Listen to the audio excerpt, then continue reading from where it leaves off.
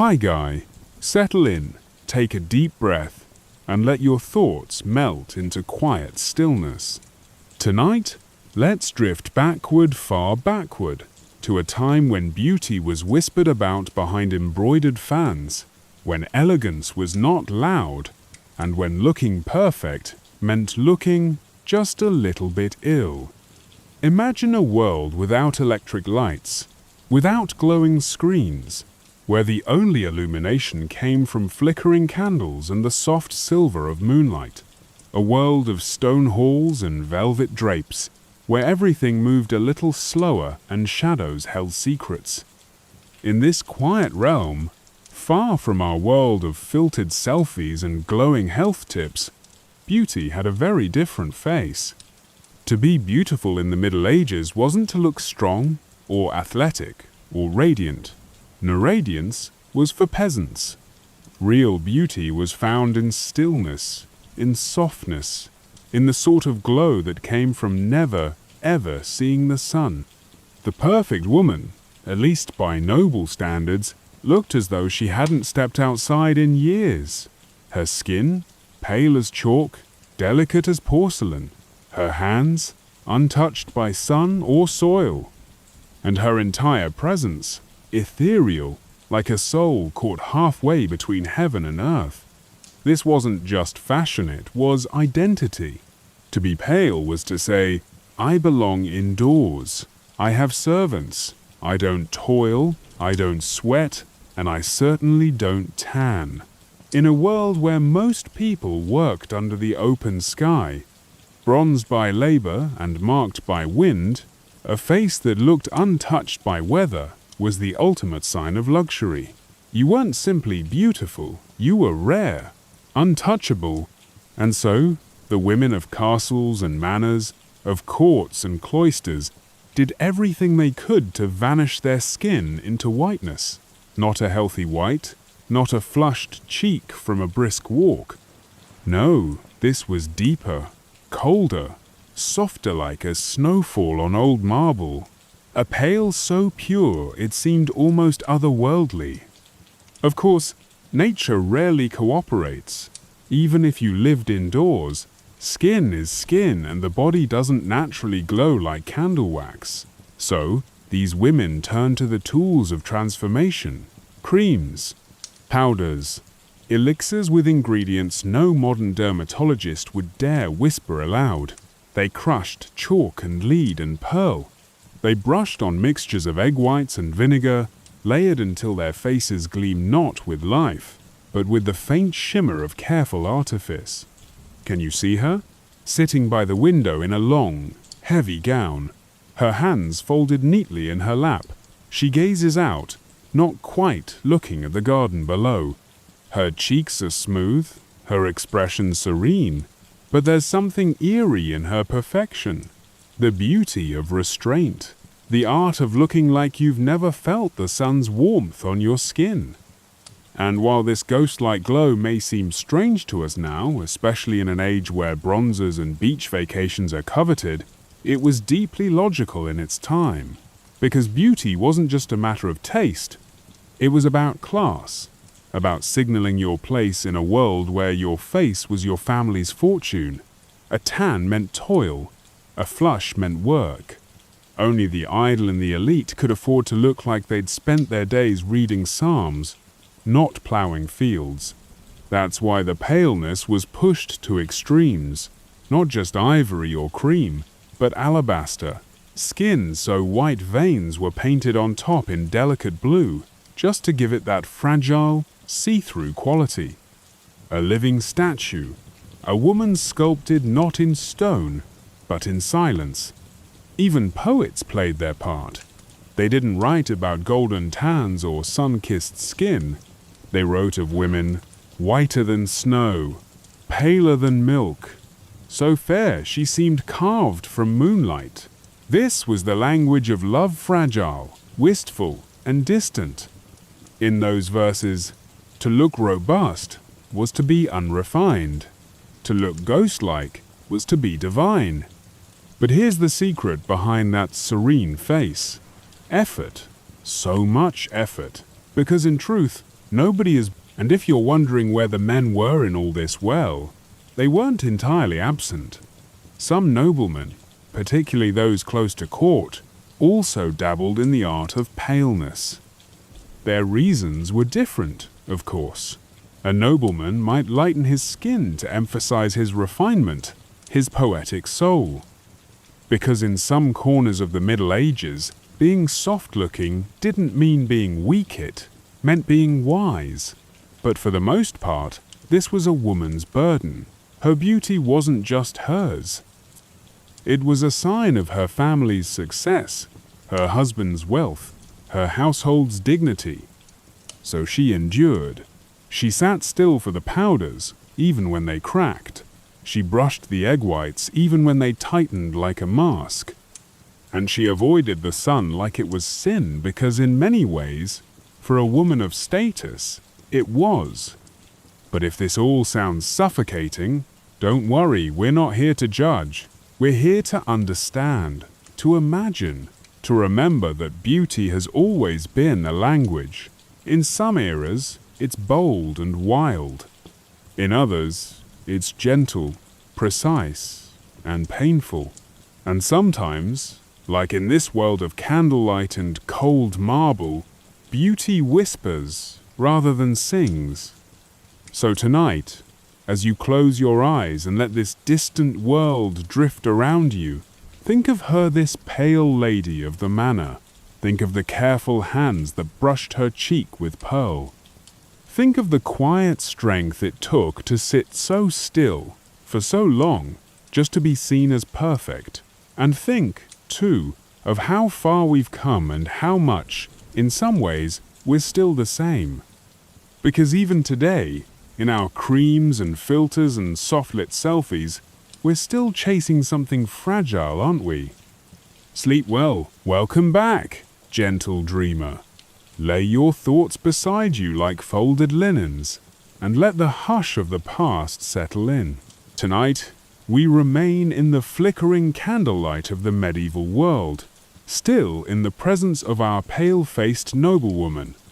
But now we move closer than society ever dared, past the silks, past the smiles, into the quiet ritual of her transformation. For you see, beauty in the Middle Ages wasn't only an aesthetic, it was a practice, a performance, a devotion, and nowhere was that more visible than in the delicate art of medieval cosmetics. But do not picture a cheerful morning routine, not a bright palette of rouge and gloss. No, this was something more serious, almost sacred, and far more dangerous. Imagine the vanity table, if it could be called that, a low wooden bench near the drafty window. Upon it, little jars of unknown origin, bits of broken mirror, a brush made of boar's hair, and a strange shimmer of powders that glowed faintly in the lamplight. There is no rose gold compact here, no shimmering eyeshadow or dewy foundation. Instead, there are substances pulled from the edge of alchemy things more suited to the apothecary's shelf than the beauty aisle. She begins with white lead powder. Yes, lead, the very same substance we now seal behind caution tape and health warnings. But in her time, it was a revelation. Mixed with vinegar and left to sit until it corroded into a soft white crust, this paste was ground into powder and patted gently onto the skin.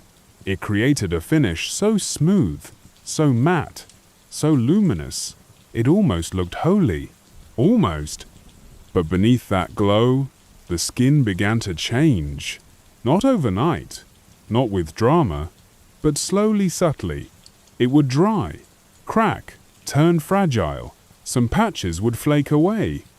Blisters might rise like small betrayals beneath the surface. And still, she applied it day after day, because looking beautiful was worth it. Because beauty was not meant to last, it was meant to impress. And so, Our Lady did not complain. She powdered over yesterday's pain with today's perfection. The stiffness in her cheeks, the burning in her forehead, those were private matters. The world only saw the finished face, a mask of elegance, precise and pale, like a statue sculpted from snow. But white alone was never enough. There had to be color, life, or at least the illusion of it. So she turned to Rouge Beau again, not the rose-scented blush we might imagine. This rouge came with its own warnings. Sometimes it was made of crushed cochineal insects, yes, beetles, brilliant and red. Other times, from red lead, or cinnabar, or mercuric sulfide minerals that shimmered like rubies but whispered quietly of poison. She dabbed it onto her cheeks with a cloth, or her fingers, or whatever tool hadn't just stirred the evening's stew, just enough to suggest vitality, not too much. The goal was never to look painted, only to appear naturally divine. To complete the canvas, she added egg whites. Brushed gently across the skin, they dried into a clear, taut glaze. It smoothed wrinkles.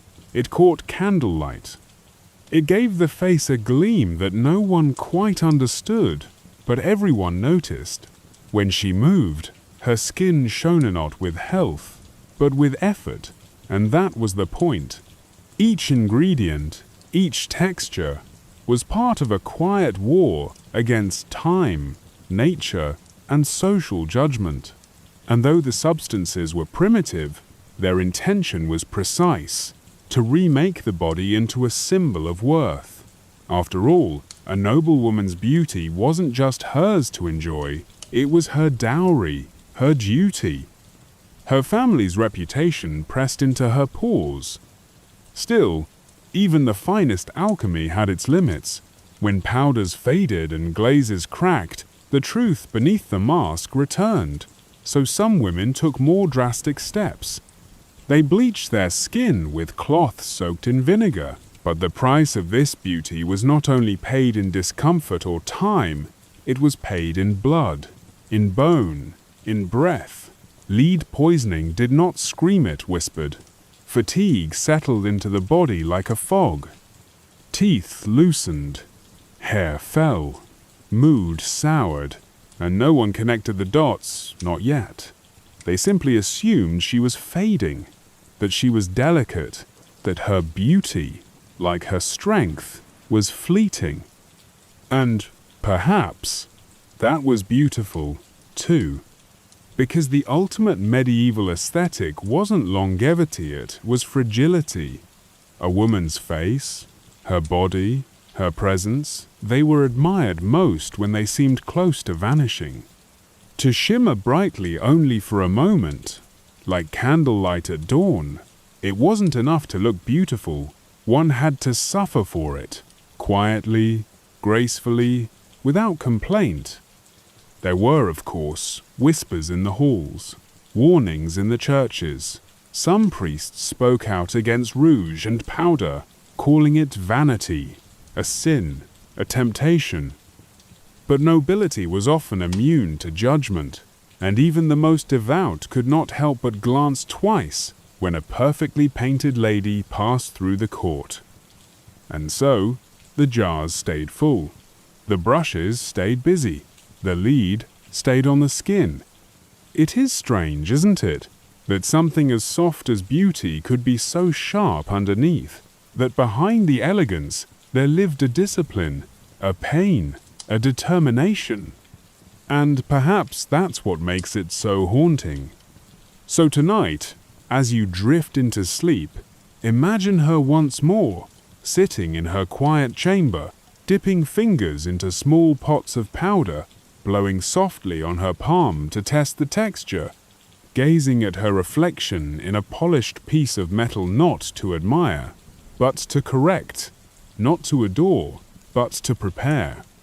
Because tomorrow, the world would see her. The stillness of the chamber remains. A soft hush hangs in the air like silk suspended mid-fall. In the dim light of the candles, a woman sits before a small basin. There is no mirror, not truly. Only polished metal, or perhaps a bowl of still water. Yet she sees enough. enough to begin removing the parts of herself the world considers unnecessary, distracting, even vulgar. We begin with her eyebrows. In our world, eyebrows are shaped, filled, accentuated. We speak of arches, of pencils, of precision, but in hers, eyebrows are not merely minimized, they are eliminated. Their very presence is considered an interruption to the ideal face. They are too expressive, too earthy, too real. So she plucks, with a bone-handled tweezer, one hair at a time. Each tiny sting is met with silence. This is not a moment of pain, it is a moment of purpose. The goal. A smooth, unbroken plane above the eyes. A canvas untouched by emotion or nature. And she doesn't stop there. Her hairline, too, must retreat. A high forehead, vast and clear, is not just fashionablate, is divine. It suggests thoughtfulness, serenity, nobility. The kind of face that gazes out windows and ponders the scriptures, not one that sweats over a fire or squints into sunlight. To create this noble dome, she removes a bit more of herself, just a little, an inch perhaps, then another. She singes away baby hairs with a heated cloth, rubs the skin with vinegar, even applies pastes made of chalk, lime, Oriascat dung, not to harm, not to punish, simply to disappear the everyday woman and reveal the ideal one beneath. It's a strange thing, isn't it? To erase parts of your own face in order to rise above. But that was the logic of beauty in her world. Removal meant refinement. Simplicity was sophistication. The less you resembled a creature of labor and instinct, the more you resembled an angel. Indeed, the comparison is not accidental. Look at the paintings from that time, the illuminated manuscripts, the devotional panels, the frescoes that shimmer on monastery walls. Look closely at the women in them, the saints, the queens, the Virgin herself. Their faces stretch high, almost surreal. Their brows are faint or non-existent. Their features drift toward the otherworldly. They look not like mortals, but like spirits caught mid-prayer. To look like them was not just beautiful, it was pious, sacred, aspirational. And so, Our Lady continues her ritual. With each hair removed, she comes closer to that ideal. With each application of lime or wax or ash, she ascends a little further away from the body she was born into and toward the vision she was expected to become. Now imagine the scene from afar. A woman seated in quiet candlelight, pulling pieces of herself away not out of shame, but out of ambition. Not to become someone else, but to become more of what her world demanded. And though she says nothing, her silence holds centuries of understanding. She knows that this face will be judged, that it will be watched, whispered about, compared. It will be painted in tapestries, echoed in verse, scrutinized in court. Her brows, or lack thereof, will say as much about her as her name or lineage. A stray hair could mean mockery. A low forehead could be mistaken for ignorance. So she makes sure there is no mistake. But this isn't vanity not in the way we use the word today. It's not about standing out, quite the opposite. It's about blending into an ideal, and let's not forget the tools of this trade. They were not gentle. Tweezers carved from bone, threads soaked in lime, stones roughened just enough to scrape, pastes that burned softly as they purified. The smells, the textures, the tiny rituals, they were all part of the unmaking of the natural self. You might wonder, did it hurt? Of course it did, but pain is a language, and in her world, quiet pain was a badge of grace. It meant you were trying. It meant you cared. It meant you belonged to the world of refinement, not roughness, that you were a woman who knew her duty and wore her sacrifice like perfume. And if, in the morning, your skin was red or raw or swollen, well, that was the cost of elegance, the price of the pedestal. Fashion, of course, helped complete the illusion.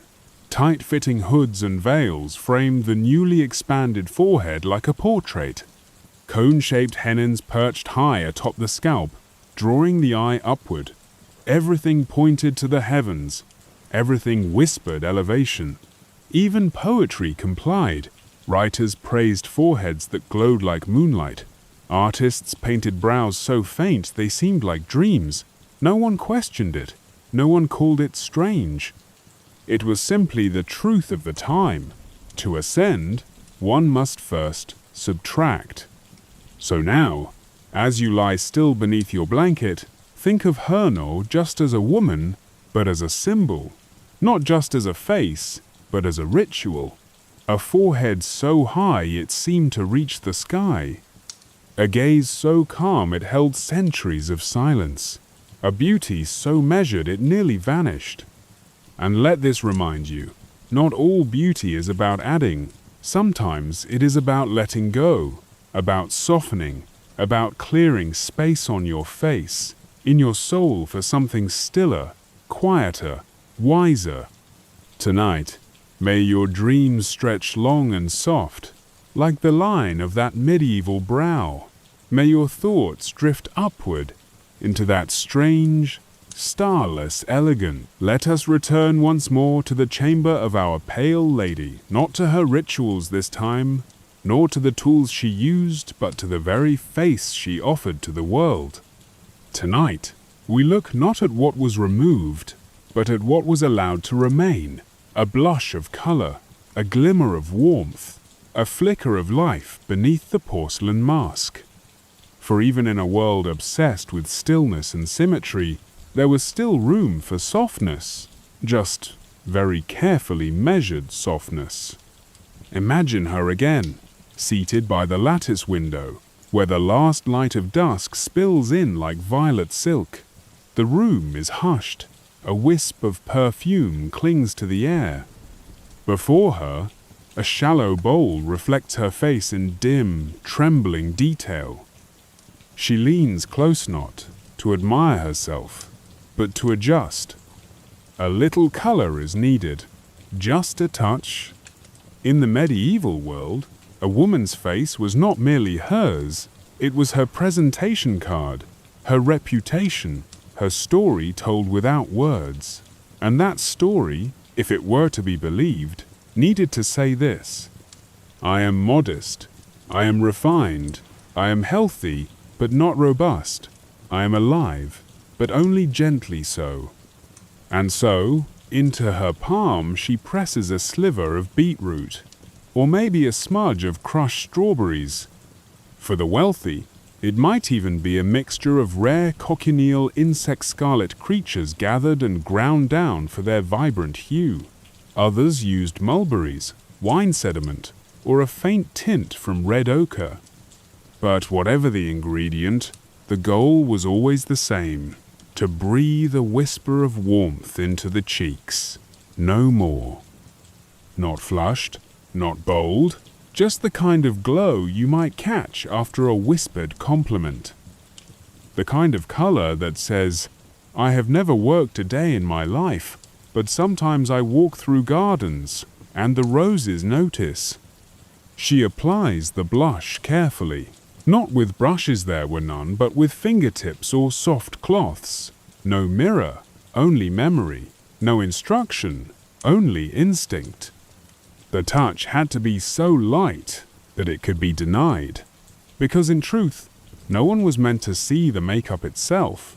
They were only meant to feel its effect. And if anyone dared suggest she wore rouge, she would blush again, but this time with indignation. Oh no, she would murmur, it must be the wind. That was the dance, the performance, to appear touched by beauty but untouched by vanity. because while men might admire a healthy glow, the church kept close watch. And for many, especially those outside noble circles, coloring the face was a slippery slope towards sin, vanity, pride, temptation. These were no small accusations. A woman who painted her face too boldly might be compared to a courtesan or worse, a Frenchwoman. The horror. And so, discretion became part of the art. Not only did a lady have to apply her color subtly, she had to pretend she hadn't applied it at all. In private, of course, things were different. Among women, or behind the safety of chamber doors, color might be shared like gossip. A thumb dipped into crushed raspberries. A laugh over how to make it stay longer. Perhaps a secret recipe passed from mother to daughter on that used egg yolk and powdered saffron, or wine reduced to a thick red paste. These moments were quiet rebellions. Secret rituals of sisterhood in a world where beauty was both weapon and warning. But make no mistake, these touches of color had meaning. A soft blush suggested youth. Fertility, a steady heart. In an age where life expectancy was short and health was uncertain, a bit of pink in the cheeks said, "I am surviving. I am suitable." And sometimes that was all that mattered. The placement of the color mattered too. High on the cheekbones, to lift the face, never near the nose or chinthos were sites of trouble. And the hue itself had to blend, to melt, to seem as if it came from within, because medieval beauty loved illusion. It adored effort that looked effortless. A painted cheek was only successful if it appeared entirely unpainted. So she practiced. She remembered where to press, how long to hold her fingers, how to blend with her breath if needed, and she learned to read the responses in others. Did the steward glance too long? Did the other ladies whisper? Did her husband look twice before leaving for counsel? If so, the blush had worked, and yet she must never claim it. "I'm just warm," she would say. "It must be the fire." Even the church, for all its warnings, occasionally turned a blind eye. Still, there were limits. The color could never creep too far, never become too rich, never shine too brightly. The line between tasteful and sinful was thinned, often red, so Our Lady walked it carefully. She turned to natural sources for her pigments. She mixed in oils to make them last. She applied with care, with reverence, with a steady hand and a steady heart. And when she was finished, she sat still, letting the warmth settle into her face like a secret. And that was the beauty of it all. The noble face of the Middle Ages wasn't a mask in the modern sense. It was a portrait, a still life, carefully composed, softly shaded, quietly perfect. Its power lay in what it didn't reveal, in the way it whispered rather than shouted. Tonight, as your thoughts begin to soften and slow, think of her again not just as a woman at her mirror, but as an artist, a quiet alchemist, turning fruit and earth into radiance, turning silence into charm, turning herself into a message without saying a single word. Let your breath steady now. Let your thoughts fade like rouge at twilight. And sleep, knowing that beauty. We speak of hair not as vanity, not as mere adornment, but as something far more layered. In the Middle Ages, a woman's hair was not simply something she wore, it was something she carried. It spoke of her youth, her virtue, her status, and her silence. And for most, it was never seen. Let us return to her chamber. The sky beyond the high window is pale with moonlight. Her gown is folded neatly by the bed. And there, seated before the mirror's silvered blur, she unpins her veil and removes the final layers that have hidden her hair from the world all day.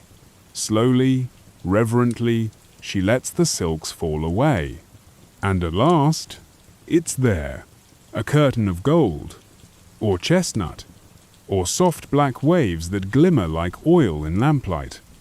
Long, brushed until it gleams, heavy with scent perhaps, rosewater, or lavender, or simply the clean warmth of linen. In medieval Europe, this was treasure. A woman's hair was her crown, but not one meant for display. Before marriage, she might wear it loose in special ceremonies or celebrations, a symbol of innocence, of untouched promise.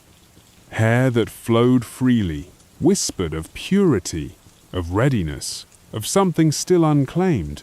And so, young maidens often walked with their hair unbound, trailing behind them like a veil of silk spun by angels. But the moment vows were spoken, all of that changed. For a married woman, hair became something private, a modesty, a secret. It was bound, braided, wrapped, covered layered beneath caps, coifs, and veils. To expose it without reason could be interpreted as careless, even provocative.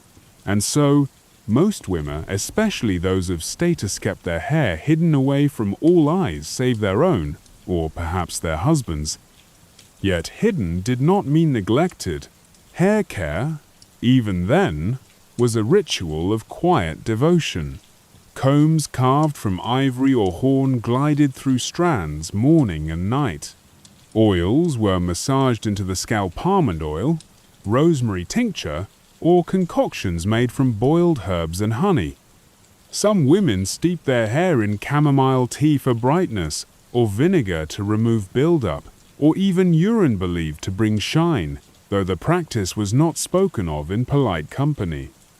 And for those who dreamed of light-off, the celestial glow of gold, there were more dramatic methods.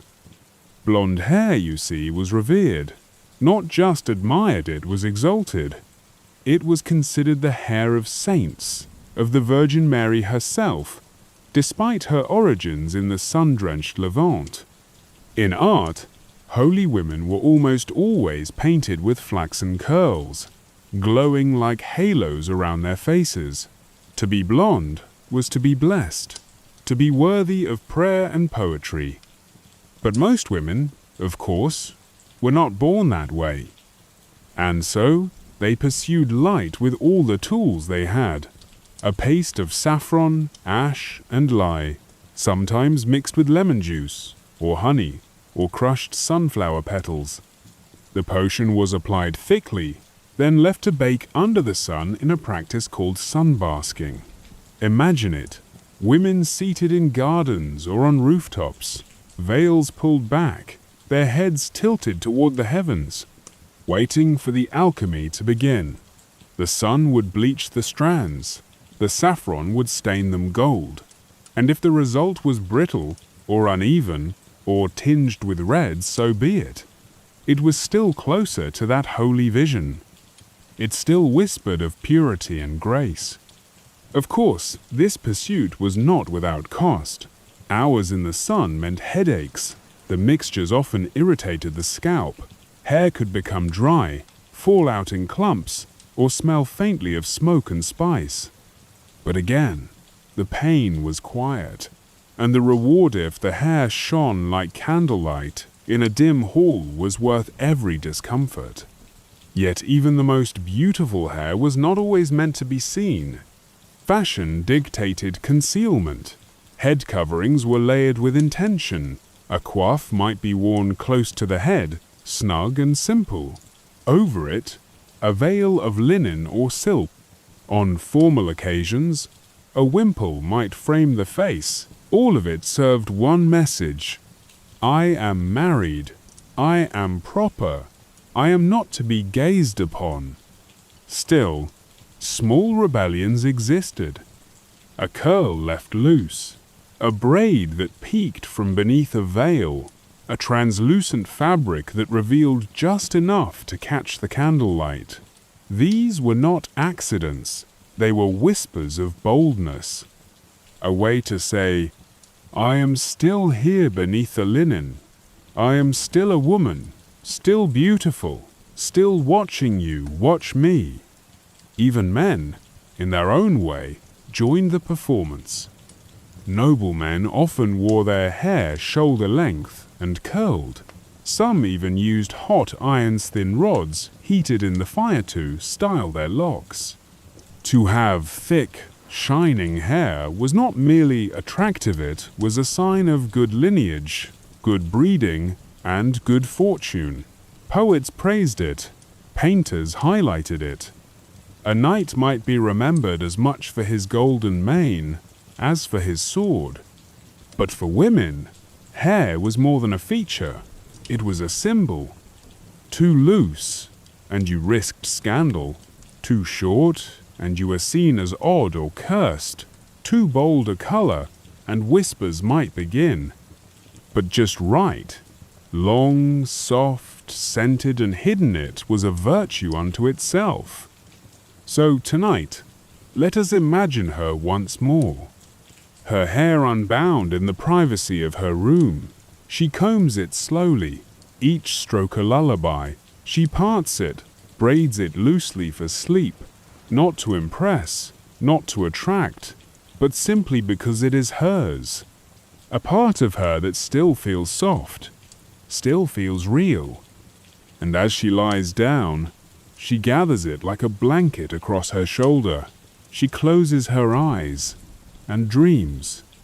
And you too may dream now, of strands that shimmer like moonlight, of secrets tucked beneath silk, of the quiet power that lies not in... Do you remember those fantastical cone-shaped hats from storybooks, towering like steeples, draped with gauzy veils that trailed behind like the tail of a comet? In the 15th century, among the noble women of France and Burgundy, these weren't silly or excessive. They were status, architecture, height itself, turned into elegance. Imagine waking in a high-ceilinged stone room. You sit at the edge of your canopied bed, the dawn light spilling in faint and cold. A maid helps you into your gown layers of silk and wool. Your hair is braided tight, your forehead smooth and clean. Then, gently, reverently, she brings the hennin. It is not light. It is built with a wire frame, wrapped in velvet or brocade. Some are simply one tall cone. Others curve slightly, or divide into twin peaks like butterfly wings. Some even widen at the top like a trumpet. But always, the message is the same.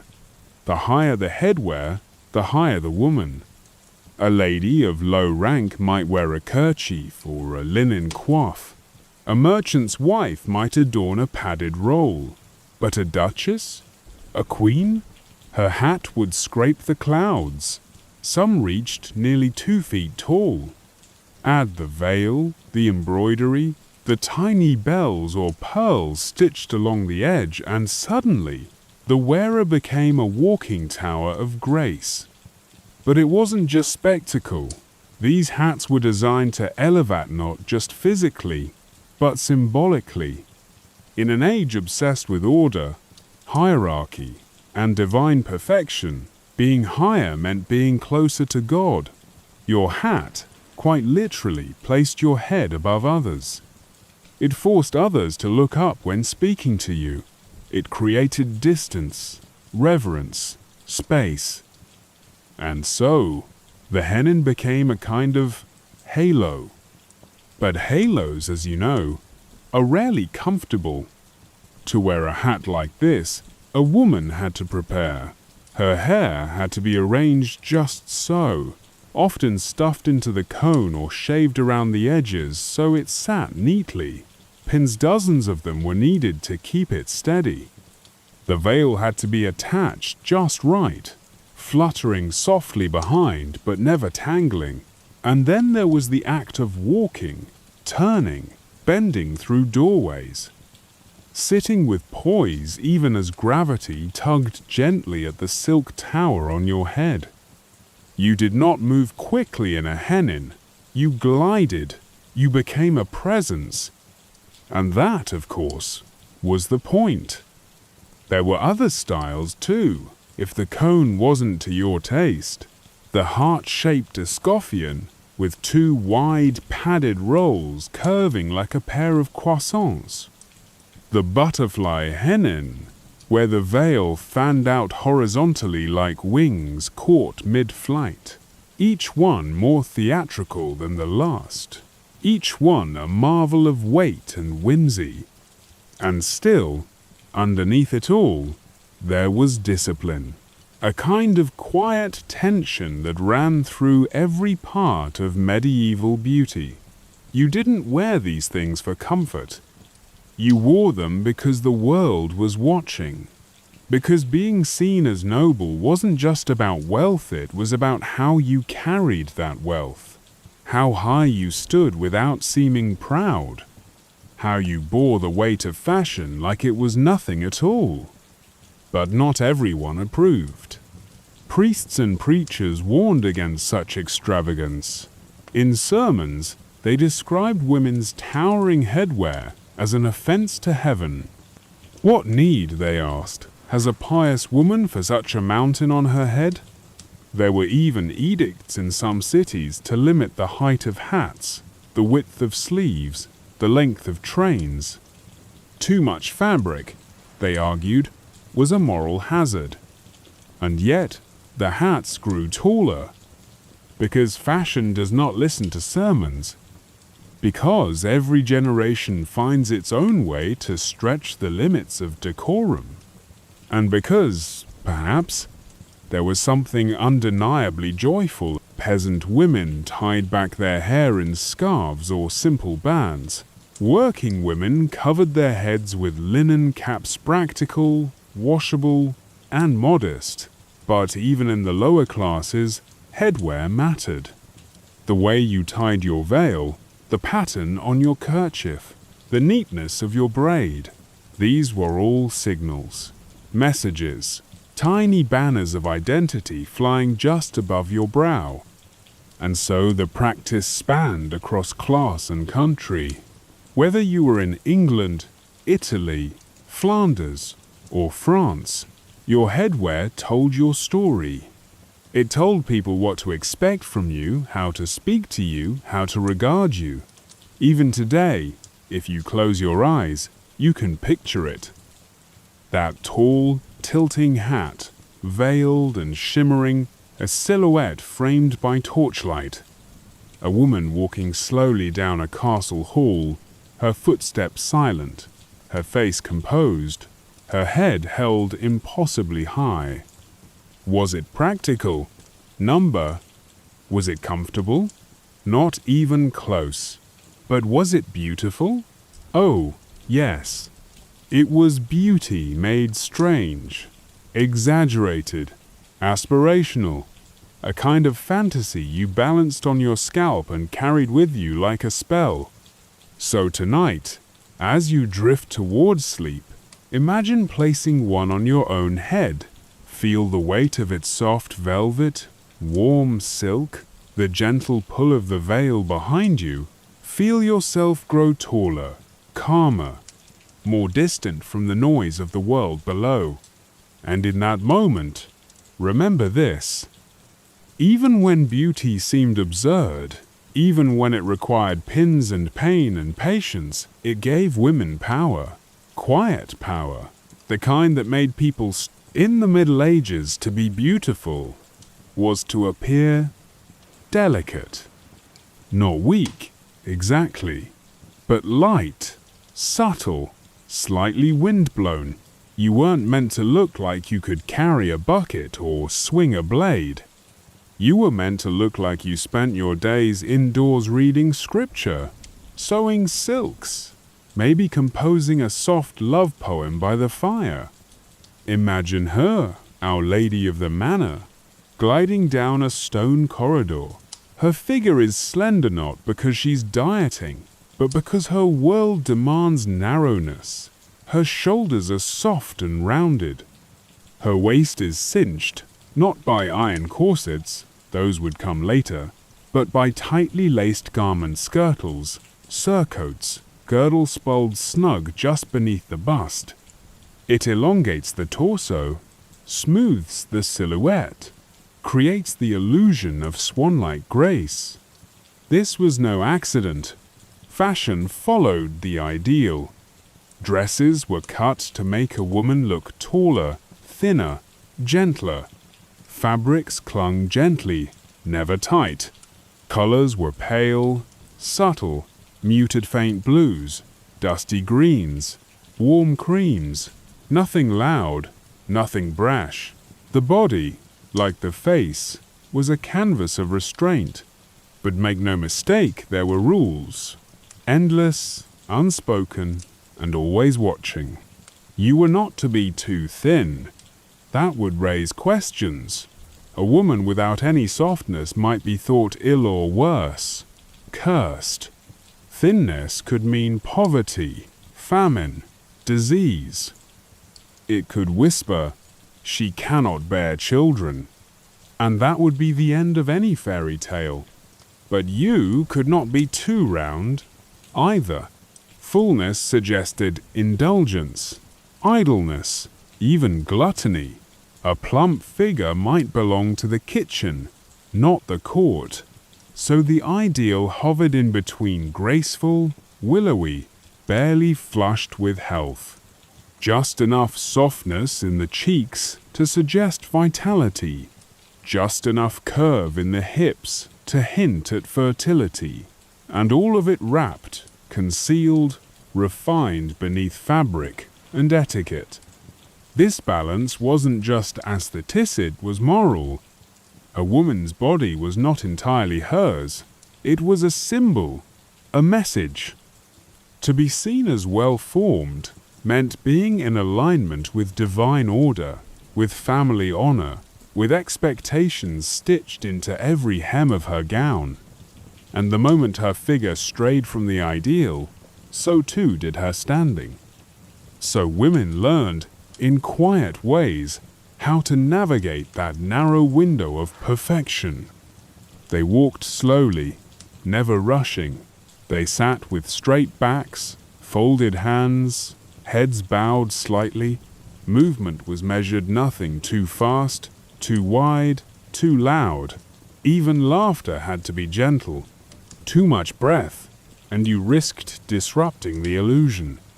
And as for diet, well, that too was an art. Beauty manuals of the time, strange and lovely things, advised all sorts of peculiar habits. Fennel for digestion, rose petals for fresh breath, pears to cool the body. Winnenot too much was said to improve the complexion. And meat? Only if it was delicate. Game birds, maybe. Nothing too heavy, too muscular, too alive. It wasn't about hunger. It was about harmony. You weren't supposed to look like you were starving, but you also weren't supposed to appear like you'd ever known real appetite. That, too, was part of the performance. And for the women who struggled to meet this standard, who bore children, who labored despite their status, who aged in a world that worshipped youth, there was always fabric, layers, drapes, gowns that smoothed, veils that softened, accessories that drew the eye upward. Because medieval beauty, more than anything, was about suggestion. You didn't need to be perfect. You needed to look like you might be. Men, of course, played their part too, but with different rules. A man could be broader, could have muscle if it came from jousting or hunting, not farming. The noble ideal was tall, straight-backed, strong without sweat. His beauty was in his posture, his stride, his presence. But for women, it was in lightness, stillness, in the space they almost didn't occupy. There's something haunting about it, isn't there? That to be beautiful You had to almost vanish. And yet, that was the magic, the fantasy, to look as if you had floated down from a tapestry or stepped out of a saint's dream. The body was not just flesh and bone, it was poetry made visible. And so, as you lay there now wrapped in your own soft covers, your own silence, think of her. Think of the way she walked with quiet steps, not because she was afraid, but because she had learned that stillness spoke volumes. Think of the way her gown moved like water around her, the way her hands were always just so, the way she bent slightly at the waist when greeting someone, not because she had to, but because the gesture suggested grace. Let that image hold you tonight.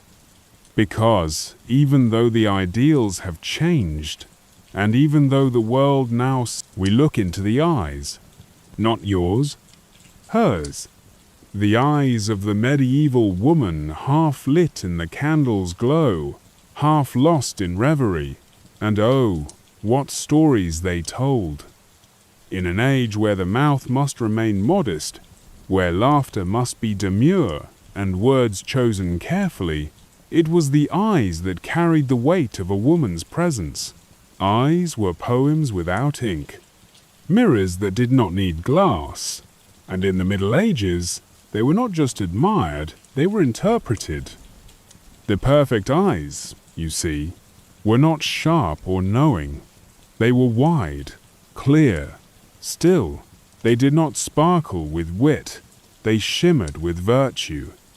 Poets describe them as pools of devotion, dewdrops of heaven, or veils of holy sorrow. The ideal gaze did not challenge it humbled. She did not look at you. She looked through your, past your, downward, her lashes like shadows of piety. And yet somehow, in all that stillness, all that restraint, she could still speak volumes. Let's sit beside her for a moment. It's morning, just after prayer. She's in her dressing chamber, not yet veiled. Her face is bare. The rouge has not been dabbed, but her eyes, they're already awake. She leans forward toward a bowl of water, inspecting the tiredness in her gaze. Was it too puffy? Too dry? Too revealing? She might rinse them with rose water or chamomile infusion. Perhaps a cloth soaked in cool herbs to smooth the lids, to erase signs of too much weeping or too much thinking. Makeup for the eyes was rare, and when it did appear, it was subtle, tentative, sometimes whispered about behind closed doors. A pinch of soot, or crushed charcoal, might be used to darken the lashes, not to allure, but to deepen the frame of the gaze. Anything more, and one risked comparison to women of looser morals or foreign fashion. And yet, some tried. A few brushed powder along the lid to soften their stare. Some even dabbed a mixture of burnt cork and egg yolk at the corners to widen the eye and simulate a faint tear. For tears, you see, were admired. To look just on the verge of weeping meant your soul was tender, your heart open.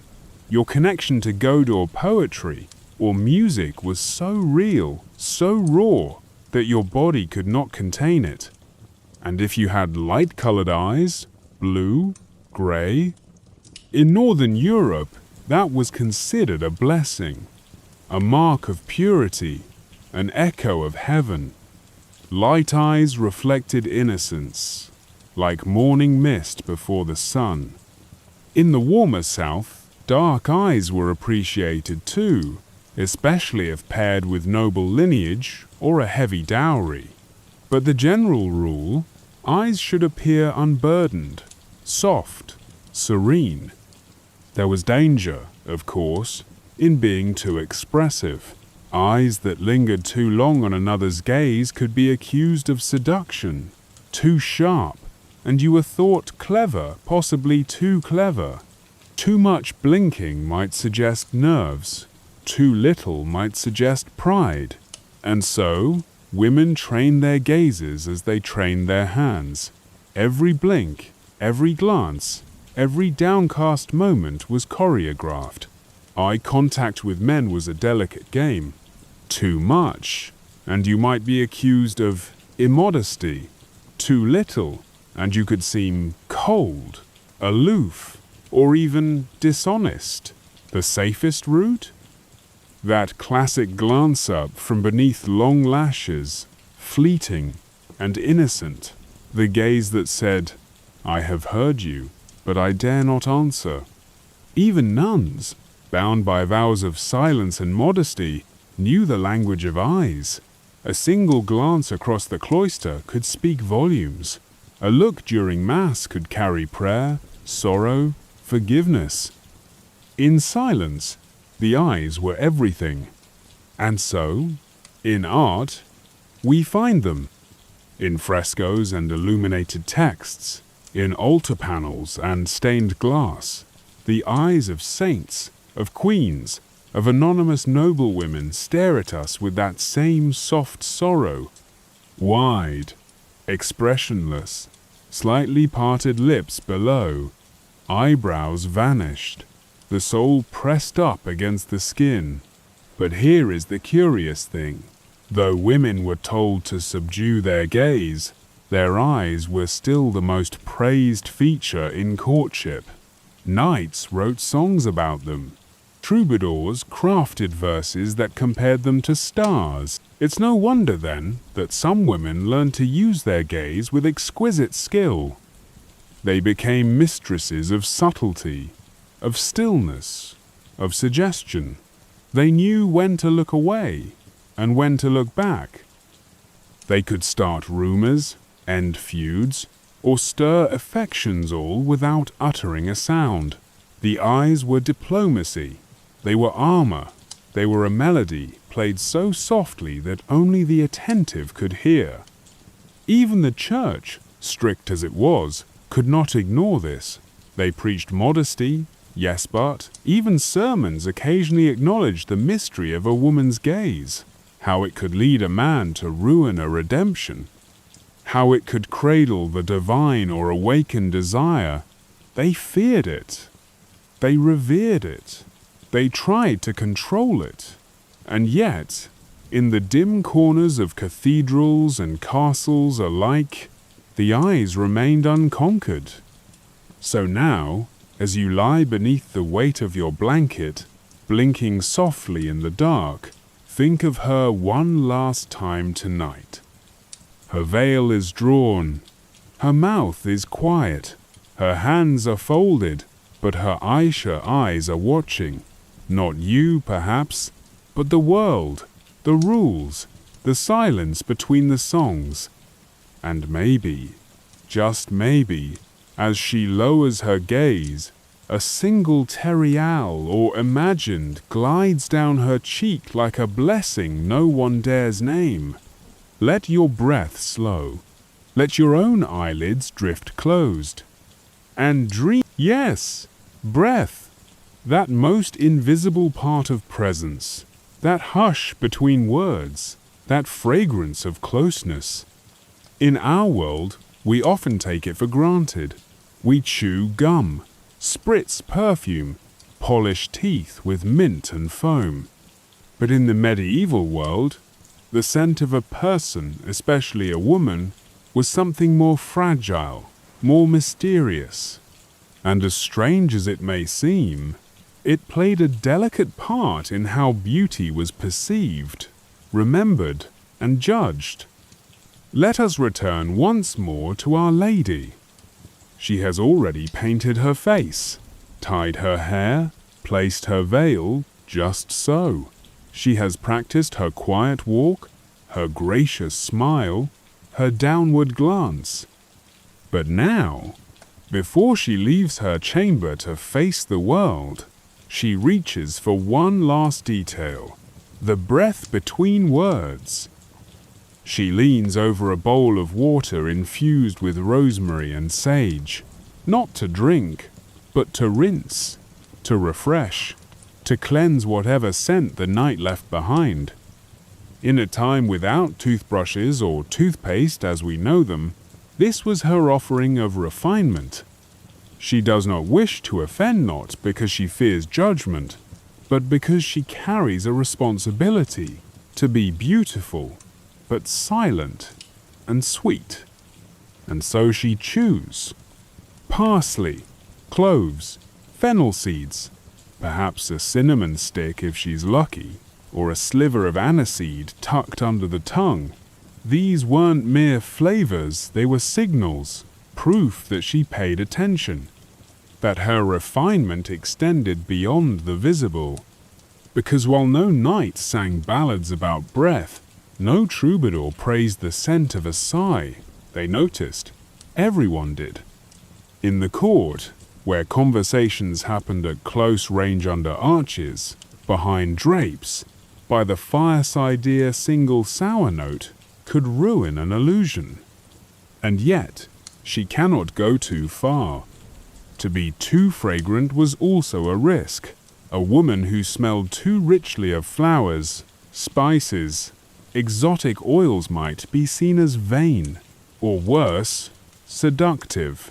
The church preached that subtlety was godly, that purity had no perfume, so everything was applied lightly. A rinse, not a soak, a sachet of dried lavender in the sleeves, a hint of myrrh dabbed behind the ear, barely enough to be named, but just enough to be noticed. Some women wore pomanders, small ornate orbs filled with herbs and pinned discreetly to their gowns. They swung softly as they walked, leaving a faint trail of clove, musk, or citrus. Some even carried them on chains like jewelry, clutching them gently when conversation grew close, letting the scent veil any less than divine truths.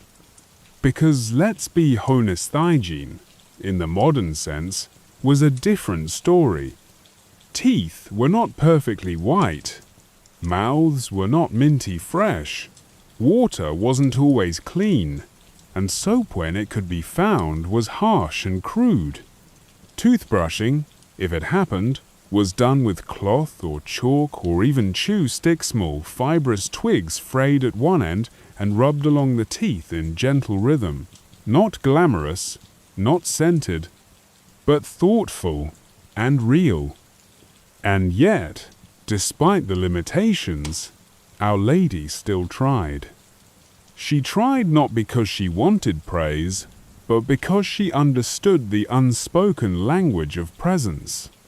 To smell softly of rosemary, to taste faintly of mint, these were ways to say, you see, smiles were not always celebrated. Open-mouthed laughter, toothy grins, these were associated with peasantry, or worse, foolishness. A noblewoman smiled with restraint, with her eyes, her cheeks, the gentle lift of a corner lip. Her teeth, imperfect as they may have been, were rarely shown, not out of shame, but out of elegance. Because in medieval beauty, too much joy could seem undignified, too much expression, too wild. And so she practiced the quiet smile, the suggestion of warmth, a look that said, I am pleased, but not, I am overwhelmed. Even in art, this remains. Paintings of noble women almost never show teeth. Their mouths are closed, their expressions unreadable, a serene glow, like a saint lost in thought. Even angels keep their lips sealed. It is as if the soul should shine through the eyes, not the mouth. And yet, her smile, small though it was, still had power. It could calm, invite, charm, disarm. In a world where words were measured and beauty was often silent, a well-timed smile was a kind of magic, one that needed no voice, one that said everything and nothing. and left the rest in the air like perfume. So as you lie here now, nestled in your own quiet world, think of her one last time this evening. She has dressed, she has powdered, she has painted, and now she moves through the corridor of her castle, her veil fluttering softly behind her, her gaze steady, her smile as gentle as a prayer. And if you pass close enough, you might catch it the faintest breath of rosemary and wine, the warmth of cloves, the stillness of lavender, a sweetness barely there, but unforgettable. And maybe, just maybe, that was all she wanted. To be remembered not for her voice or her perfume, not even her beauty, but for the way the air changed around her, the way her presence lingered. Just enough to stir the air, just enough to stay. Because in the medieval world, beauty was never just beauty. It was a language, a code, a moral compass drawn across the skin. And to be beautiful was not merely to be admired, it was to be judged. Let us return once more to her. She sits quietly in the corner of the great hall, her face pale and calm, her hands folded, her veil immaculate. Around her, courtiers move like chess piece smiles tucked behind goblets, glances flickering like candlelight. But she knows that every eye that lands on her is measuring, not her wit, not her kindness, but her stillness, her smoothness, her symmetry. You see, in her time, a beautiful face was a kind of divine signature. Clear skin meant purity, even features meant inner harmony. Pale tones meant nobility, distance from labor, distance from the sun. In short, it meant grace. It meant God had smiled on you. But that smile came with strings. If you were beautiful, you were expected to be good, patient, modest, pious, and above all, unaware of your own beauty. To acknowledge it was vanity. To use it was sin. To enjoy it was dangerous. So she walks the tightrope. She accepts the compliments with lowered eyes. She denies the blush with a soft laugh. The wind, she says. The cold. She is never coquettish, never flirtatious. If she flutters her lashes, it is only from dust. If her lips are red, it must be the wine. Because if she tried too hard, if she leaned into that beauty, used it as currency, then the whispers would begin. Whispers of pride, of seduction, of witchcraft. Yes, witchcraft. In some corners of her world, beauty itself could be a kind of curse. A too beautiful woman might be accused of sorcery, of casting enchantments, bewitching men, distracting priests from prayer. There were tales of women who powdered their faces too white and were thought to be hiding the marks of the devil. Tales of rouges mixed with herbs that could beguile a knight or kill him. The line between admiration and suspicion was razor thin. And so, beauty had to walk in shadow. Even the church struggled with it. Priests wrote sermons warning of feminine allure, calling it a snare, a temptation, a test. They reminded their flocks that Eve had once been beautiful too, and look what came of that. Beauty, they claimed, was dangerous in the hands of women. It led to lust, to downfall, to moral collapse. And yet, in the very same breath, they painted the Virgin Mary as the most radiant woman who ever lived. They spoke of saintly women whose faces glowed with divine beauty. They adorned their cathedrals with stained glass goddesses, women of light, clothed in grace, framed by gold. So which was it? Was beauty a blessing or a burden? The answer, for her, was both. She must be beautiful, but never proud. She must be graceful, but never seductive. She must glow, but never shine too brightly. It was a balancing act, every hour of every day. One misstep, and she might be cast down, gossiped about, dismissed as vain, or worse marked as dangerous. And if she was not beautiful, if her face did not match the favored form, then the judgment came just the same but in a different tone. Unlucky, they would say. Plain, unfavored by fortune. For in that world, ugliness too was seen as a moral indicator of sin, of punishment, of divine disappointment. It was a cruel system, built on quiet rules and louder punishments. And still, she participated. Not because she believed every rule, not because she feared every whisper, but because beauty, in her world, was a kind of shield. It gave her some small power, however conditional. A way to be seen, a way to be safe, a way to matter. And perhaps, just perhaps, she found some joy in it too. In the slow stroke of a comb, in the rustle of silk against her skin, in the weight of a veil arranged just so. Maybe, in her private mirror, she smiled softly, slyly, and thought, "This is mine. This is what I can control." Because even in a world that watched her like a hawk, she still had her rituals, her preferences, her pleasures, and beauty, as complicated as it was, still offered her a kind of poetry. And now, as the candle burns low, as the stars turn towards sleep, let us leave her there.